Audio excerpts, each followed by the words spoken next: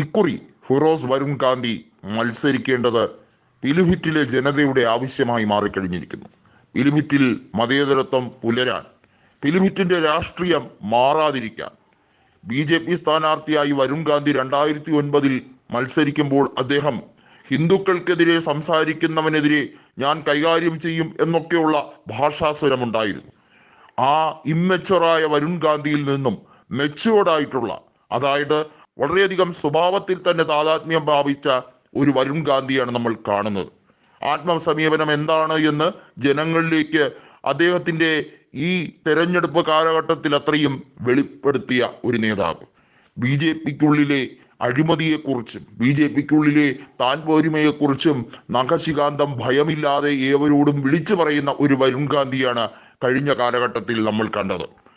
അദ്ദേഹത്തിന്റെ ഈ തിരുത്തൽ ശക്തി എത്രത്തോളം അമിത്ഷായെയും അതുപോലെ തന്നെ പ്രഗത്ഭരായിട്ടുള്ള BJP നേതാക്കളെയും ഒക്കെ മൊത്തത്തിൽ ഇരുത്തി ചിന്തിപ്പിച്ചു എന്ന് ചോദിച്ചാൽ അതിനുത്തരമാണ് പിലിഭിറ്റ് സീറ്റ് അദ്ദേഹത്തിന് നിഷേധിച്ചത്.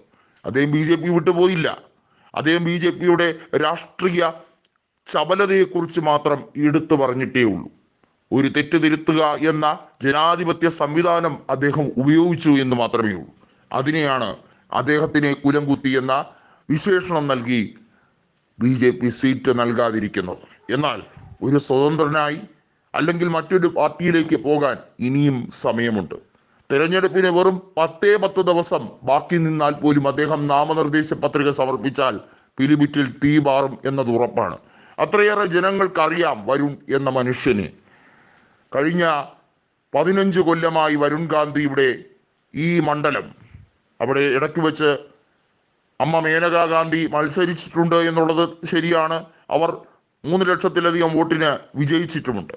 എന്നാൽ പിലിഭിറ്റ് എന്ന തട്ടകം മേനകയുടെ കയ്യിൽ നിന്നും വരുൺ ഗാന്ധി ഏറ്റെടുക്കുമ്പോൾ അത് വരുണിന്റെ സ്വന്തം താരമണ്ഡലമായി മാറുകയായിരുന്നു. അവിടെ BJP നേതാവ് എന്ന രീതിയിൽ ആര് മത്സരിച്ചാലും അദ്ദേഹത്തിനെതിരെ വരുണാണ് നിൽക്കുന്നതെങ്കിൽ സമാജ്വാദി പാർട്ടിയുടെ ചെറുത്തുനിൽപ്പ് കഴിഞ്ഞ നിയമസഭാ തെരഞ്ഞെടുപ്പിൽ നമ്മൾ കണ്ടതാണ്. BJPക്ക് വോട്ട് ഷെയർ കൂടുതലായിരിക്കാം, പക്ഷേ സമാജ്വാദി ഇന്നേ വരെ കണ്ടിട്ടില്ലാത്ത ഒരു മാസ്മരിക പ്രകടനം അന്ന് കാഴ്ചവെച്ചു. BSPയും അതുപോലെ പല ചെറുകിട പാർട്ടികളും BJPക്ക് വേണ്ടി വോട്ട് മറിച്ചപ്പോൾ സമാജ്വാദി പാർട്ടി കുലുങ്ങാതെ നിന്ന് 111 സീറ്റുകൾ UPയുടെ നിയമസഭാ തെരഞ്ഞെടുപ്പിൽ നേടിയെടുത്തു. 32.5% വോട്ട് ഷെയർ വേണ്ടി വന്നു ഇത്രയും സീറ്റുകൾ കരസ്ഥമാക്കാൻ.